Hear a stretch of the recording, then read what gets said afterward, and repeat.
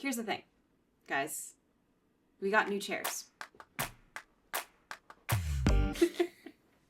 This is exciting for anybody who's been watching the podcast. Children. Swiveling in our chairs. They swivel. They're green. They have armrests. I think a huge upgrade to Mismo. A huge upgrade to the Torres house. Huge upgrade to Mismo. Appreciate it. This just in, new chairs. New chairs. We appreciate your mom for the... Are we saying thank you? Well, she said it was just time. It was time. And in her defense, we had the other chairs for years, so. Here's what she said. She said, your cloth era is over. This is true. You can't have anything cloth. And so these are like leather. Vegan leather, I believe. And you know what? She was right. They're easy to clean. We have a toddler. You know, I could say more, but I think I could say we have a toddler, and if you know, I don't need to say anything else. There's absolutely nothing else to say. It's toddler. In other news, that toddler, again, another big thanks to Nana and Papa. Thank you so much. Yeah. It was thanks to them that this episode is what it's about. We got to go to Nashville. Mick, talk to me about the time that you almost went to Nashville. March 2020. Ashley's filming a movie out there. Fun New Year's Eve film. Yes, this is back in 2020. Filmed I Hate New Year's. Yep. Had a great time. Fun fact about me, when I travel to, I'd say pretty much anywhere on the East Coast, I've been nicknamed Elsa because I bring the snow. Yeah. I bring the snow to places that you're not supposed to really get snow, like Nashville. Like Seattle. When I was a kid, for my 12th birthday, I was there for The Lion King, and I wished for snow. And everybody was like, it doesn't really snow here. And I was like, okay. I woke up on my 12th birthday, and it was snowing. And so Kristen Baker of Tello Films, who directed and produced the movie, there was a big New Year's Eve scene at the end, and she's like, let's get Mick out here. He'll just be a party goer, like an extra or whatever. It was so fun, and we were like, oh my gosh, this, like, you've never been to Nashville, what a great opportunity. So I ended up extending You've spent the trip. a good amount of time there for songwriting. Yeah, and I, like, extended the trip just a little bit. Mm-hmm. They made it so that I could fly home a few days later. You grabbed a ticket. But March 2020. In your first 3 days there's a tornado. I always forget that piece happened, yes. The thing that I think is the funniest is everybody knows what the third thing is that happened. But the second thing you lump in there as almost equally bad. I do, yes. You say the clocks move forward, which costs you an hour of sleep. Yes. You and the crew. I guess I've never been filming a movie when the clocks change, but like this apparently is a big deal. You lose an hour of sleep. You already don't sleep when you're in production for something. You know this. We did Bali High. Imagine us doing Bali High and then losing a precious hour of sleep. How would you feel about it? Not great? I'd feel the same I feel every year, that it is so worth the extra hour of sunlight that we get in the evening. And understood. And this episode's going to come out. We're talking to you in the before times right now. I'm gonna circle back into the Nashville thing. I'm gonna give them number 3. They already know what it is, but I'm gonna take a moment about daylight savings time. Sure, absolutely. You and I disagree about this. This is one of our strongest disagreements. Yes. Every year, twice a year, we disagree. Especially with Michael now. Yeah. I get off at 4 p.m. His nap ends at 4:30. We're up. That's our time together. He has entered now sports at the park era, which is going to begin now and go, until, this is what we're going to do now for the rest of time. Right. We're going to be at the park playing sports. And you can't do that if there's no sunlight. Well, that extra hour, 6 months of an extra hour of sunlight, of playtime at the park, trade that for 1 hour of sleep one night? pitch me how I'm wrong. It's just not one night. It's like it you can feel the repercussions of it as it goes along. However, I will say this, and I'm going to say it publicly. Now that I have a kid, I don't disagree with you. Take the double negative out. Just say that again. I sort of agree with you. Threw a qualifier in there, didn't ask for that. But okay. So she agrees with me. So going back to Nashville.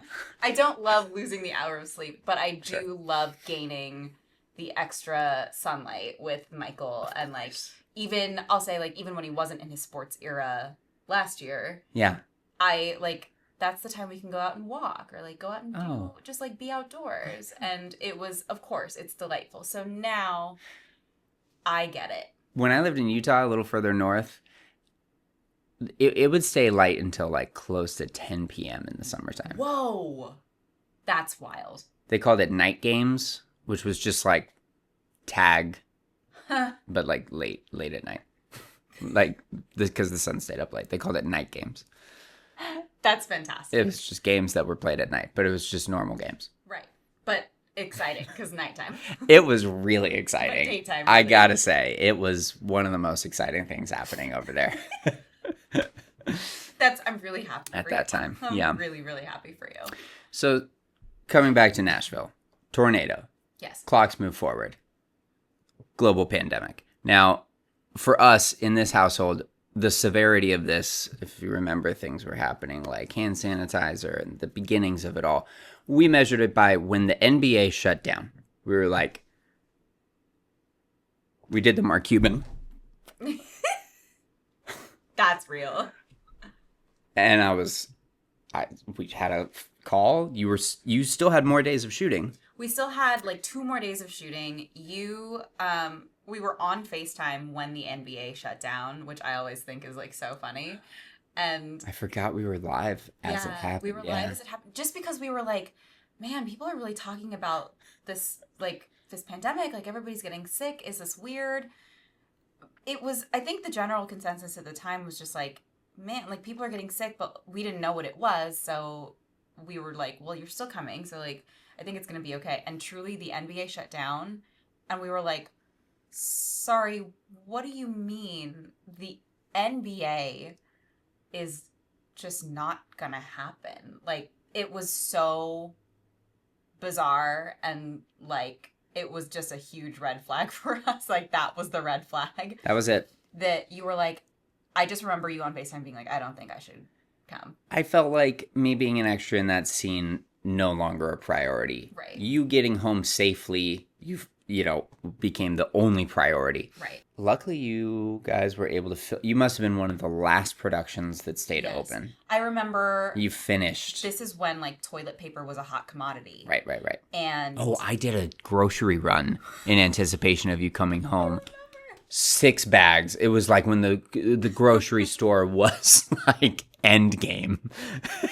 And I did it, like, oh, no. I'm mixing that up because masks weren't a thing yet. No. But I do remember a separate time I went to the grocery store, the first time masks had become a thing. I had like a ski mask. Yeah. That was my first. So, because we didn't have, like, nobody knew where to get masks or, like, how to, it was just, there's so much we didn't know. But so you're in Nashville. Yeah. You got a couple days left of production. I remember there being toilet paper there. Like, they were able to get a couple of, like, things of toilet paper for us because we still had a couple of weeks left. There are photos of me, like, on the last day of filming, we're all hugging each other. We didn't know that social distancing was a thing that we needed to do. Yep. So we're, like, hugging each other. We're saying we're going to miss you so much. Yeah, normal closing wrap day stuff. Like, wrap day stuff. And, like, now looking back at those photos, I'm like, brave of us to do that. My goodness. You just didn't know yet. We didn't know yet. I will say, shout out to Kristen and shout out to Telefilms. One, I loved working on the movie, just period, end of sentence. But also, they were nice enough to pay the extra money to, like, switch the flight back and, like, fix the hotel situation because we had extended originally. And it just, I feel like we all knew I had to get back home. So So nice that they did that. They pushed your flight back because I was going to come out on the last day, film that thing, and then we were going to stay and like enjoy Nashville for a few days. Yeah. And then they re-pushed it back and got you to the original, on a flight home. It was incredible. It was three of us, me and Dia and Candace. We all made it back home. Yeah. Literally the day before lockdown happened. So that is Mick's previous experience with Nashville. So you'll hear more about this later, but I ended up having to go to Nashville for work. And when I found out about it, it was one of those things that was like, I wouldn't really consider a trip like that just because we have a kid. Like, there's so much we have going on here at home and so much we need to do. And also, we have a child. And I don't know. I just saw Nashville and was like, interesting. I think we should consider this.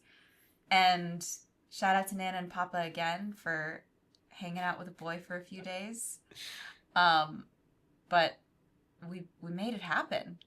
And you made it to Nashville. Absolutely loved it. Had a great time. First thing off the top of my head is I was no longer Queen Elsa. Or maybe I was still Queen Elsa, but you definitely brought the sunshine. Here's the thing. Gorgeous weather. I checked the weather. You can check 30 days out or something like that. So I checked it really early and was like, God, it's going to be snowing there again, of course. So I bought different boots for the trip. I had my big snow jacket. I had all these things in anticipation. As the trip gets closer, I'm seeing the weather and I'm like, interesting. Now it's just going to rain. Okay, cool. Oh, interesting. Now it's cloudy. Okay, now it's sunny. Very, very weird. But I was like, I know that when I get there, it's going to snow because it snows every single time. Not anymore. The curse has been broken. Thanks to this guy. The locals there, though, said had we come a week or two earlier, they had ice. It was an ice storm. It was not a snowstorm. That is way, way worse. Oh, totally. We ended up just flying out there at perfect time. Yeah, it was... Weather was great. It was beautiful. Probably one of the most beautiful times I've been in Nashville. I almost felt like LA weather, to be honest. Yeah, we didn't need half the stuff that we packed. Yeah, I was overweight. Of course it was. It was like you saw the weather report, but you were like, I don't trust it because I am Elsa. So, we'll get there and it'll snow. I've seen too much. I've just seen too much. It was baffling to me that there was as much sunlight as there was. It was really, really beautiful. I'm really glad we made it out there. Beautiful weather. We had 2 full days there. Mm-hmm. Day 1 was full just play. And then day 2, you had the work thing that we were out there for. But that first day, I loved everything about it. We were, half a mile away from downtown. Yeah, barely, yeah. Start off the day with a nice, relaxing breakfast, and then we slept in. You know what? That was worth the trip right there. Actually, we slept in. We'll talk about this on the next Fit Happens podcast, but I'm just going to say that Nashville was the beginning of an absolute seismic shift in my sleep. Huge. Averaged 8 hours a night in the 3 nights we stayed there. It was incredible. I'm really happy. I mean, we just talked about this in a previous episode. Yes. Game changer. Yeah. So we wake up well rested. We go to the country music Hall of Fame. Yep, which was fantastic. I had a great time there. Taylor Swift had a education center that was really, really cool. Yeah. Really cool section. Dolly Parton had her own room that was probably my favorite part. Yeah, it was so cool. Loved that. And then, so inspiring. Dolly, I thought was cool for you. Yeah. All of her quotes, I feel like you should be more into Dolly than you are. She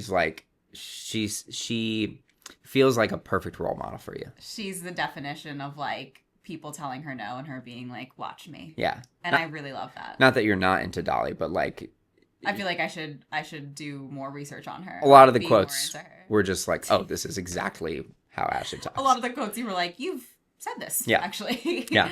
I'm a secret Dolly fan and you have no idea. I'd be down. Yeah, she's fantastic. Yeah. I loved that exhibit. I loved just seeing... I feel like there were a lot of artists that we saw throughout the museum that I didn't necessarily even associate with country music. Like the Osmonds were on there and the Carpenters and stuff. Like there were just like certain artists that I was like, oh wow, I guess you really did kind of start in country music, or like you had a lot to do with country music. So it was really cool just to kind of see that history as we're going through the museum. And then we ended up I really wanted to show him Broadway because I think Broadway is really cool. One of my favorite parts about Nashville is the music, and we'll get into that in a little bit, but like I love that you can walk up and down Broadway and just hear every kind of different music that you're into, and everybody's like so fantastic. So we were right there and we were like, let's just go. Let's walk. Let's have fun. And you got the full experience. I feel like I don't think I've ever been to Broadway in the daytime. Because I'm usually there in Nashville to work. So I usually, if I'm going to Broadway, it's going at night. When we did I Hit New Year's, I shot on Broadway at night, like during the madness of like bachelorette parties and like just all this. It was insane. But I'd never seen it during the day. So I was a little worried that you weren't going to get like that full experience, you know? But man, you sure did. It was going off. It was going off. It was popping. It was a Friday. Yep. Must have been 2 p.m. Yep. A lot of people not working. Nope. A lot of people drinking. Yep. Getting into it. He got to see the bike things. Yeah. Like drink on the bikes, bike bars. I get the bachelor parties. Yeah. We saw several bachelorette parties, saw all that going down. Yeah. What was really cool about Broadway for me was like these 3-story bars where there was like windows were open and different live music on every floor. Yeah. You know, like so much conflicting live music. But if you're in the room, yeah, you're getting your own experience. But just like the sound of walking down Broadway, yeah, really cool. The plan was to go back Saturday night, and then Mom and Dad got tired and we stayed in. Yeah. Because I felt like I saw it. And I was like, we don't drink. Like, it's definitely for drunk people. 100%. 100%. Definitely. And it was like, you could go and see what it is, but you heard everything. I know what it is to bar hop late at night. Yeah. And I just, you know what? There was no need. It was a great night in. Oh, it was a fantastic night in. And a critical piece of maintaining the 8 hours of sleep average. So I had no regrets about that. But then we went bowling. We did. One of my favorite places in Nashville. Shout out to Pinewood Social. Fantastic. I love Pinewood Social. Again, another place. This was like my first time exploring Nashville, like downtown Nashville in the daytime. Because I'm telling you, when I am there, I work during the daytime, and then like I'll get to like go do either fun hangout stuff or like dinners or whatever at night. So I'd never been to Pinewood Social in the day, and I'm so used to it being super packed and like you can't get a lane to bowl. It's a very, very small bowling alley, kind of like old school bowling alley where you're keeping your own score. You have to like keep track of all that stuff. We walked in and there was barely anybody in there. We were able to like eat and get a lane pretty easy, and it was lovely. Small place. They had 6 lanes for bowling, Mm-hmm. and I think we had to wait like an hour and a half. Yeah. And we ate, and they were like, sorry, like we don't have a lane opening up until 5 o'clock. And we're like, we're chilling. We don't care. We can sit at this meal for 90 minutes and just talk because no toddler is screaming at us to leave. Yeah, to like do anything else or anything different. We're like, it was nice. That's a non-issue for us. It was nice to sit. There was a game on. I think some basketball game was on. We were kind of watching that a little, or baseball rather. We were kind of watching that a little bit, and like it was nice to enjoy a non-rushed meal. That was like the whole trip was like not rushed. Yes, until the end. We'll get there. Yes. But that was lovely. You beat me the first game. Nice job. Nice. Did I lose best 2 out of 3? Yeah, I did. But so thrilled because working out has a lot of benefits. Yeah. But sometimes I forget like just the real world benefits of it. Uh-huh. And I've been bad at bowling my whole life. And like I'm fine with that. Like I'll still go. Like I still have a great time. I love going bowling with my friends. Like it's all good. We've gone bowling a million times. And this was the first time like I was able to pick up a heavier ball. I was able to... How much heavier was the ball than what you normally use? I picked up an 11. I usually use like a 6.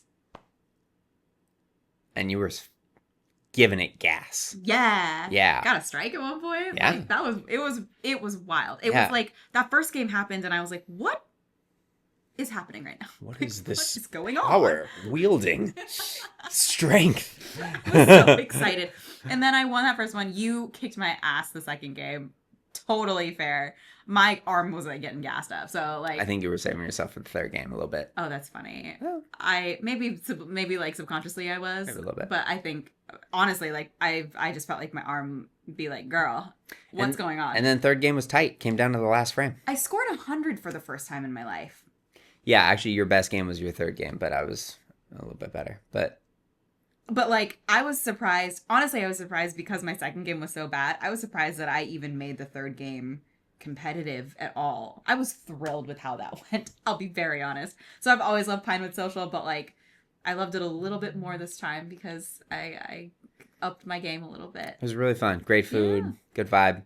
And then probably my favorite thing we did the whole time we were there. We went to the Listening Room Cafe for dinner and great live music. Yeah. And I think the realizations that we came to in the Listening Room Cafe is kind of like informed my main philosophy about what Nashville is. Yeah. Because it was these songwriters who, you know... Songwriters Round, yeah. Yeah, Songwriters Round. I mean, I don't know anything about this. This is my first one of these.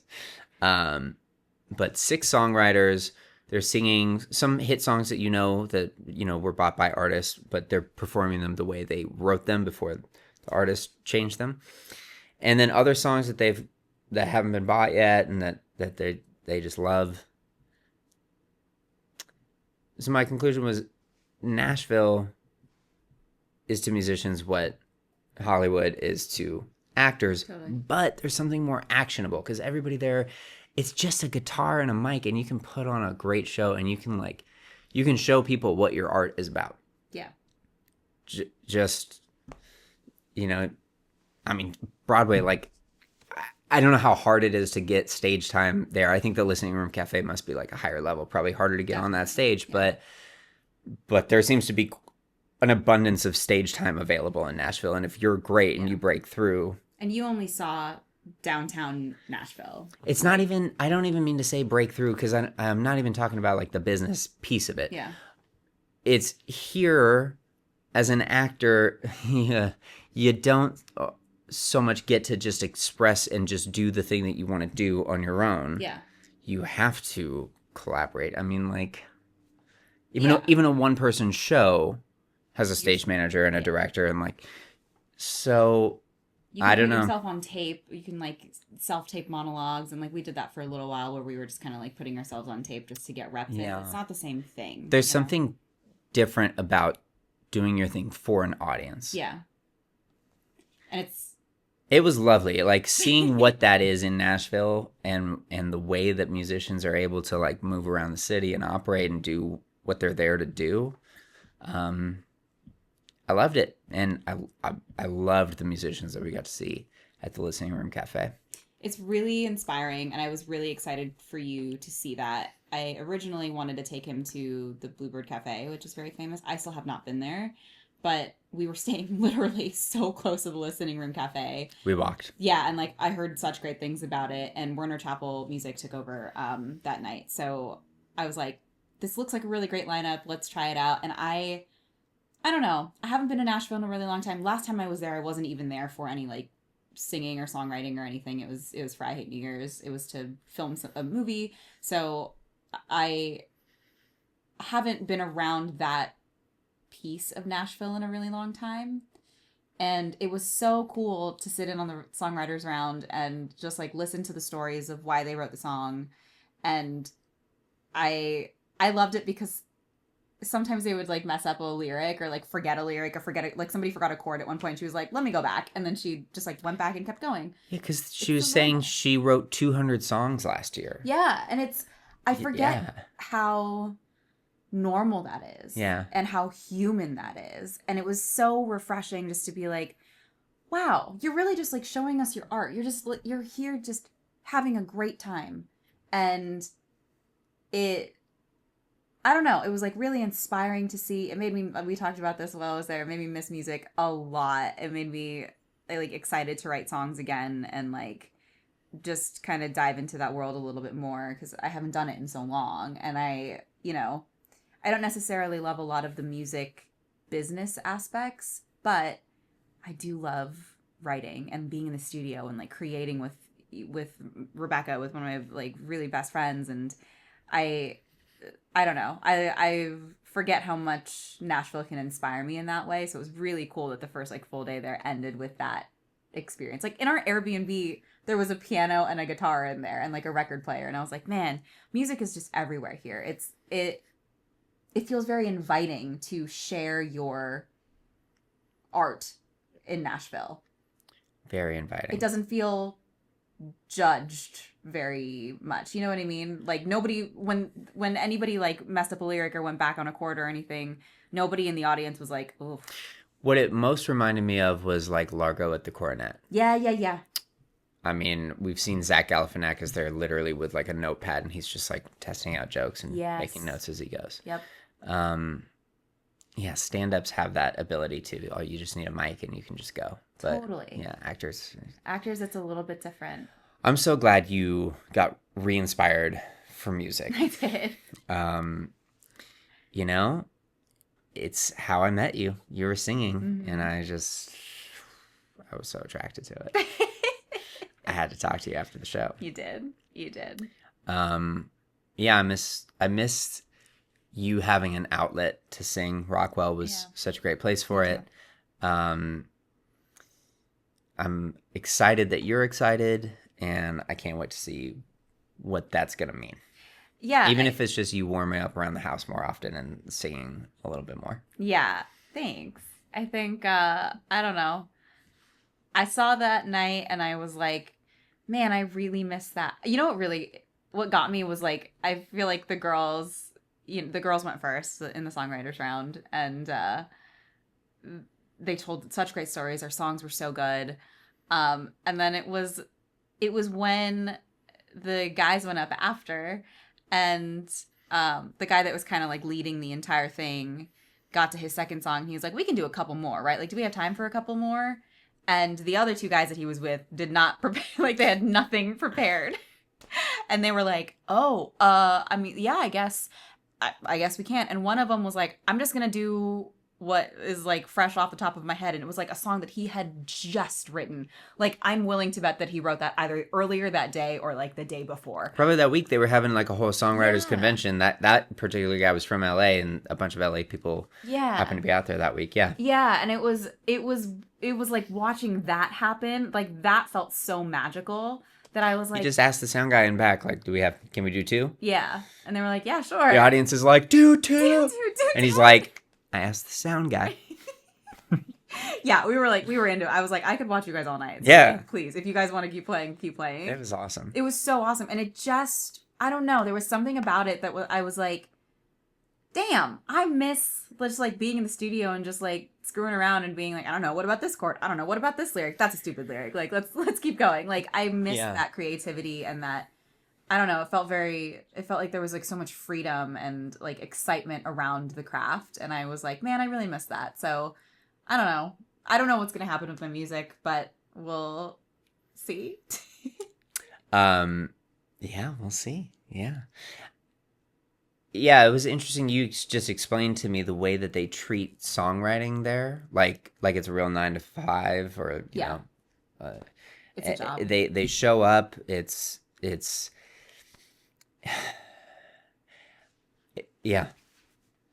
As a writer, that's very interesting. Yes. That gets into like the way we've talked about writing, but but they just show up and they might do a full week and like nothing really that productive happens. Yeah. And they might have a week where they write 3 songs and 2 of them end up being hits. Like, it doesn't matter. They just show up. I've never done this. Like, I'm not a musician. I'm not going to do this. I'm not interested in this. But I love it for the people who are great at it. I like the structure of it. I like that they seem to have, like, the ones who are doing well seem to have deals. They're getting like, this is like a job. Yeah. Yeah, it's absolutely a job. I think I've been in... Yeah. I've written in LA. It's very different writing in LA. I feel like I can be very honest about that. It's not that people don't take it seriously in LA, but there's just a certain, like, people are a little bit more lax about it. Feels like in Nashville, you're there for, that's the thing that the city is built on. Like, you moved there for that. Yeah. So there's an energy to that. I think it's similar to actors moving to LA or New York, but like, you're there to do that. Exactly. You moved there for that. There's like, in Nashville, it's like you show up for your session at 10. And I say this, like, you show up for your session at 10 and like you're writing from 10 to... Somebody told me this. It was like you write from like 10 to 2 and then you have like a lunch break and then you write again from like 3 to 6 or something like that. And then you can have the rest of your night. Like, and those are 2 different sessions. So 2 different songs in a day. And there is something like, it is very similar to writing a script in which you're like, let's show up, let's like do the thing at a time at the same place. And like, let's have a routine of it. They just take it very seriously, but there is also, again, a sense of like freedom to mess up, freedom to like not write a hit and just like write a silly song that day. One of the songs that we heard was I Met Jesus in a Taco Truck at the songwriters round, and it was my favorite song we heard. So great. It's so good. So I love that they treat it so seriously, and they do treat it like a job, but I've been in those rooms, and I can also say that there is so much joy in those rooms, and there's so much freedom and love in those rooms to like write the song that you want to write, even though it's not going to be a hit. And I really, really love that. There's like no judgment. I don't know. It was great to be back in a city that has been like so inspiring to me like my whole life. I've gotten to do some like really cool things there, and I did get to see my songwriting partner / best friend, and it was great to see her, and we talked about writing again. So who knows where it's gonna go, but shout out to Becca, who I'm forever grateful for, who helped you write I Always Will, that you surprised me with on our wedding day. Yeah. And you guys did it secretly, like via Zoom. Incredible. I love her. It was awesome. How do we get home? You got to shout out Delta Airlines. I do. And I was planning on it. This story's going to seem, well, go ahead. Well, you did say we didn't rush in Nashville. And we didn't until the very last day.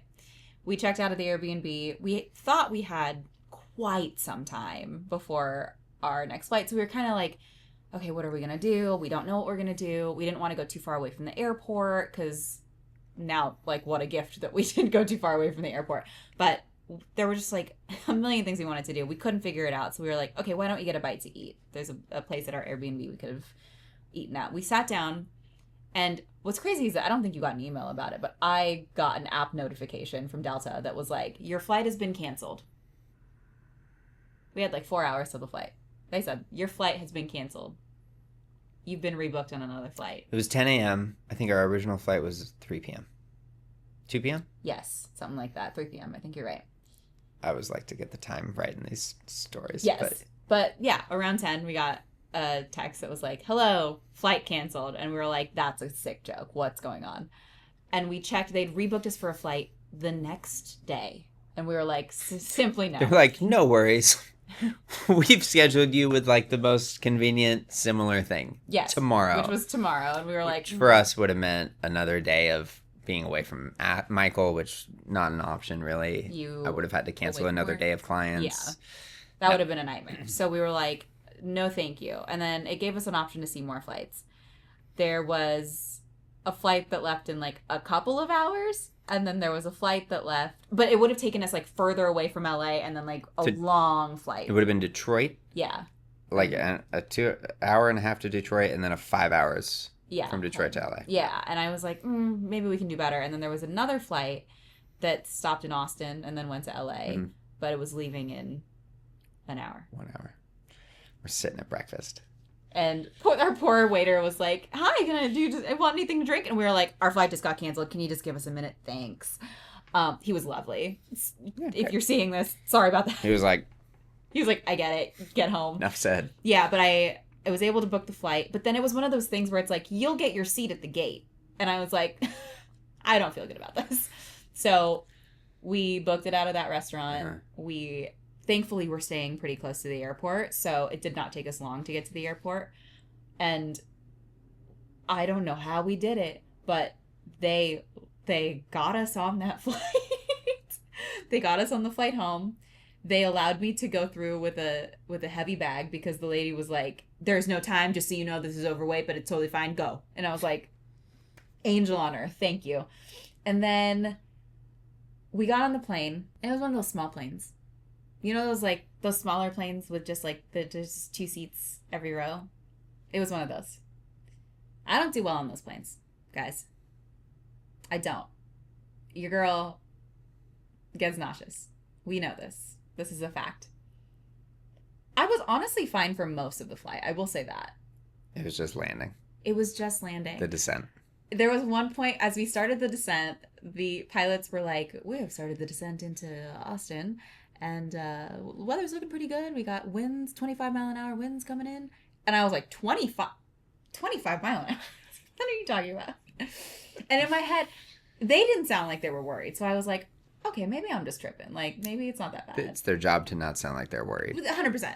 You're absolutely correct. Yeah. But I was like, they didn't say... It'd be like, we're flying into a Category 3 hurricane.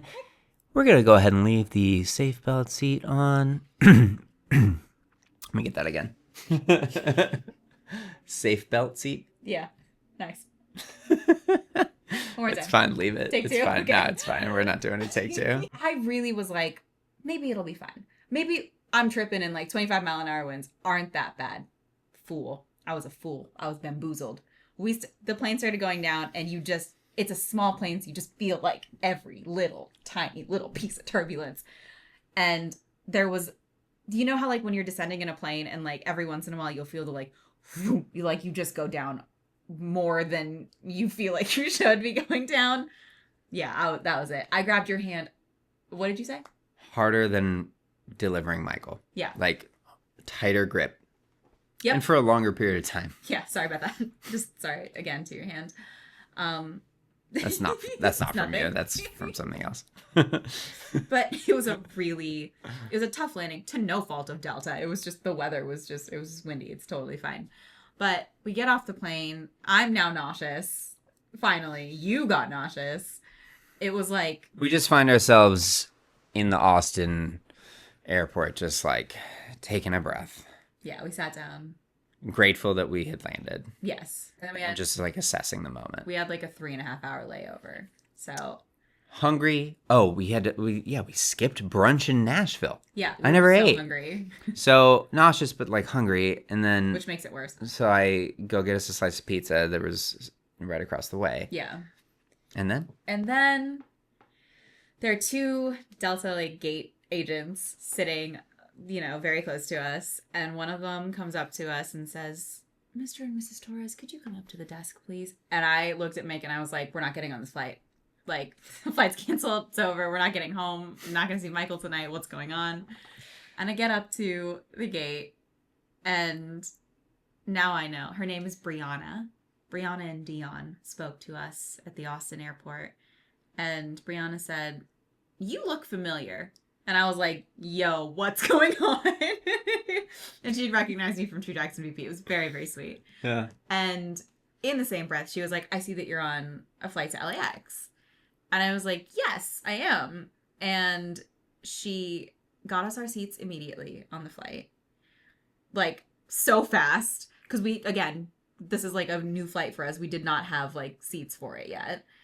And we were in seats 20 A and B. Yes. At this moment. Yes, at this moment. She just kept throughout the day. She just kept trying to improve our experience. Hooked it up. She was so great. And also they saw us sitting there and I was out of it. I was so terrified from that landing. I was oh, I just needed a minute to calm down. So they saw me in a real moment. She was like, Lulu seems distressed right now, and I am gonna step in and help my girl. It was so funny. So she gave us these seats, and then she was like, "Girl, why aren't you in the Sky Lounge. Sky Club. So, Yeah. Sky Club. And I was like, oh, we don't have that. Like, we have a different card. And, like, you know, we don't travel that much. So, you know, it's all good. But First trip since the honeymoon. First trip since Michael. Like, yeah. we don't fly a lot. No. And the honeymoon was our first flight together. Yes.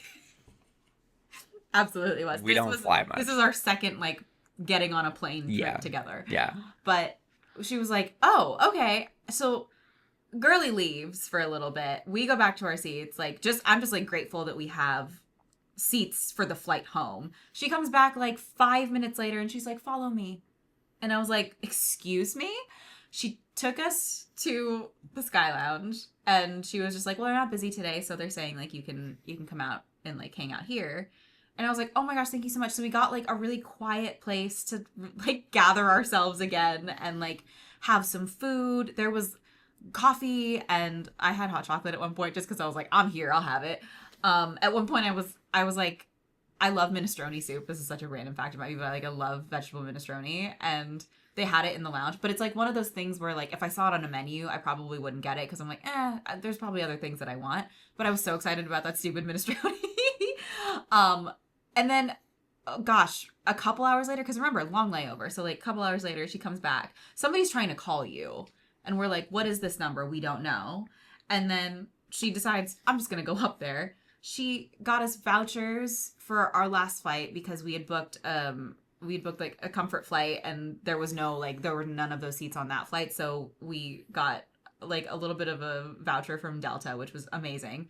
And then she was also like, yeah, you're now sitting in 10 B and C. The front, like within our same section still. Yeah. But the extra legroom. She got us the extra legroom seats. Couldn't believe it. And I mean, she just... Above and beyond. Oh my, so kind. Above and beyond. Brianna, Dion, if you're watching this, thank you so much. You made our flight home, like it was flawless. I'll say even the landing into LA, flawless. Oh yeah, we were on that Boeing 737 on that way back. It was so much better plane. It was fantastic. Yeah. So shout out to Delta, shout out to Dion and Brianna for just making that, like, it was a stressful day, like, because we genuinely didn't know if we were gonna like make it home that day at all. But they certainly made it a lot more enjoyable. And I did email Delta already and tell them the incredible service that we got. And thank you, Delta Airlines. Thank you. This podcast has nothing to do with travel, and you're not a logical sponsor. But we wouldn't say no. You guys are great. I would travel and do this podcast anywhere you want us to go. So. Oh, you just made it a thing. Yeah. I mean. Yeah. You never know. Call me Delta. Anyway, jokes aside, it ended up being a delightful like time home, and we did get home in time, and we got to pick up Michael as intended. And man, I feel like when we spend a few days away from him and then see him again, that first, like, seeing him for that first time, he is so excited. We had such a sweet week. I just took him to the zoo. You did a work thing again today, and I took him to the zoo. He was just like... His language has, I think we've said this like a few times, but I'll say it again, like his language has just like exploded, and we get a lot of I love yous. We're getting like... Oh, I got the clearest I love Dada. Like, I've gotten a few this week. Like, he's, oh my God. Yeah. Like, yeah, the hugs are aplenty. Yeah. They give you a kiss now, which is like so sweet. We're at such a fun age. Yeah.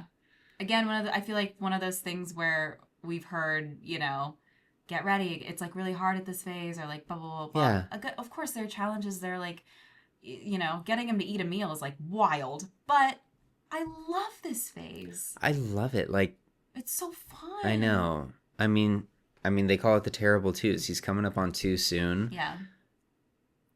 2-year-olds get a really bad rep, you know, but he's so sweet right now. I feel like they get a bad rep because there's a lot that they can't process. They're so young, so they don't understand a lot still. And yeah, like they have a lot of big feelings about things. His language is like way better, but he can't like exactly tell us what he is experiencing or what he wants. Yeah. And he just has a limited vocabulary. And oh my gosh, could you imagine? Like that would get so frustrating. So frustrating. If you're like, I feel like in his head, he's very clear about what he wants. He does it to me all the time. The mumbling like it's a very clear full sentence.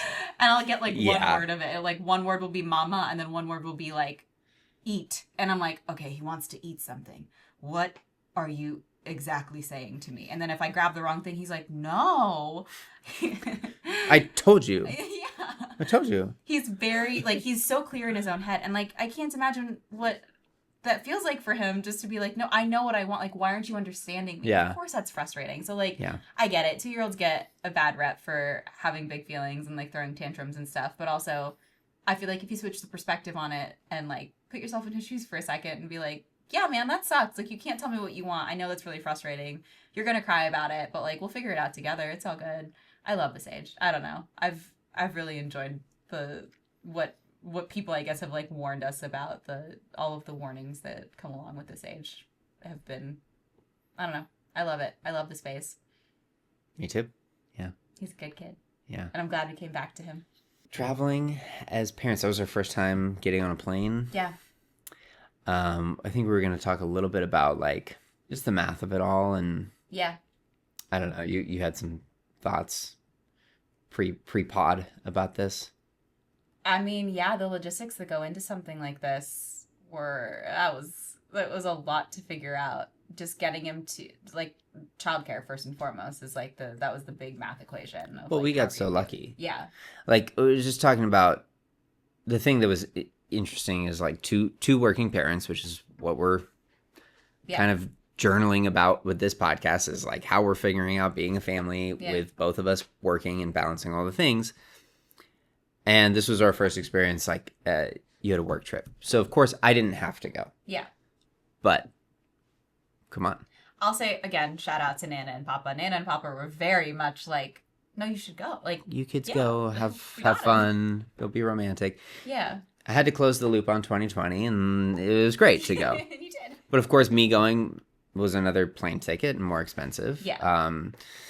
And, you know, it took off sessions from Equinox and all of that. I mean, honestly, just for us, grandparents really solved, like, all of the problems. But for other people out there, like,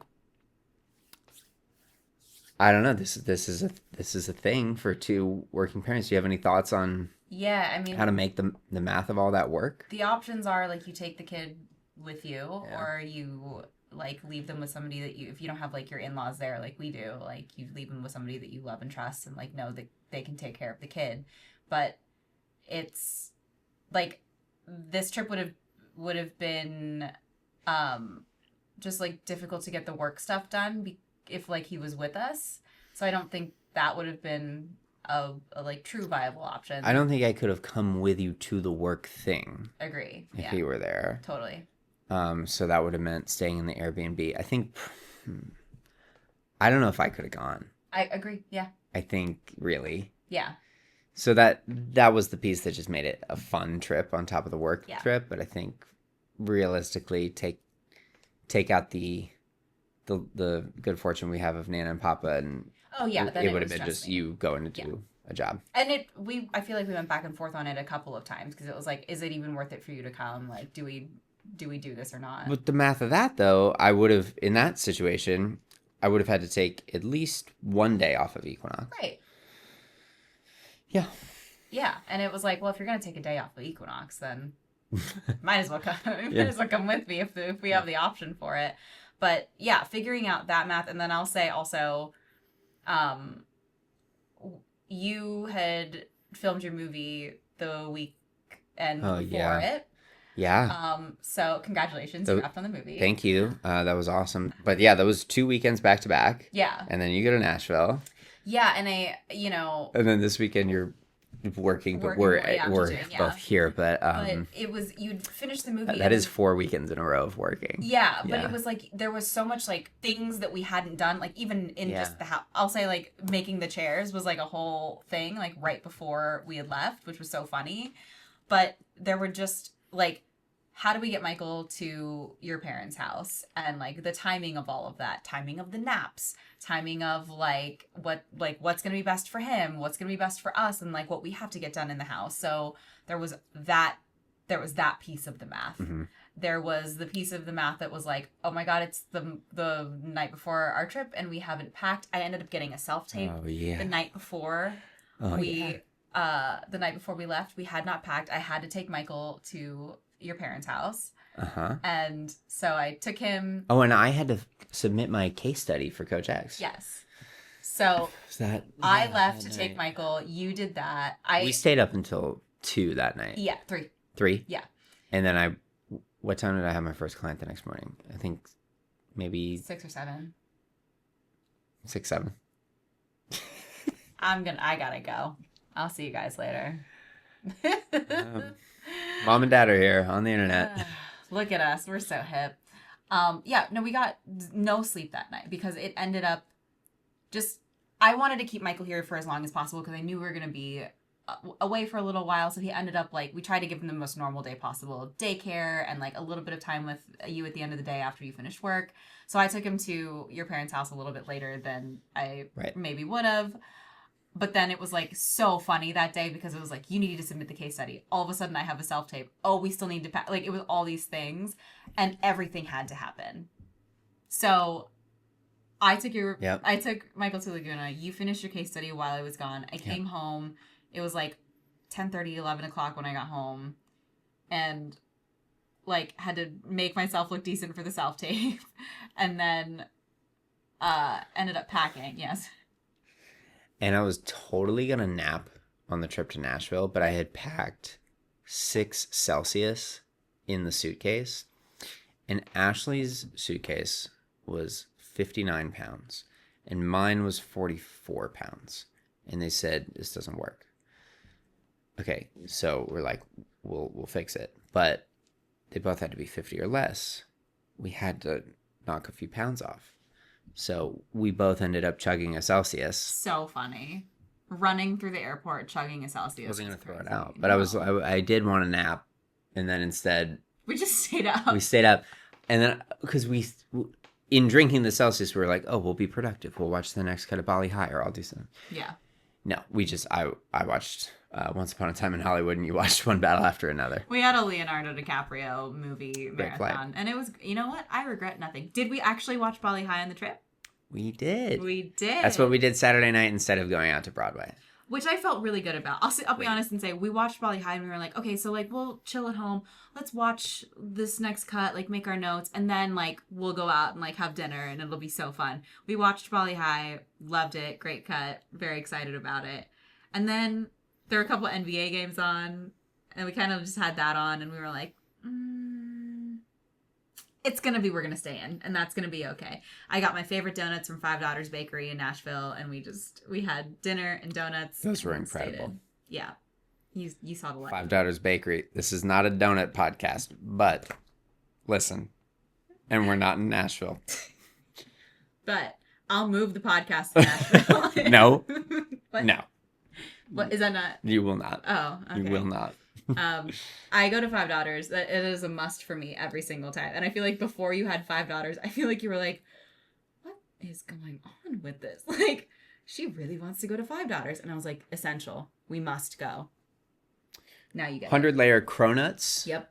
Stuffed filling, We're very Krispy Kreme people here. Mm-hmm. Anybody who followed me through my wedding diet knows what a big part of my life Krispy Kreme is and what a big part of my wedding diet that really was.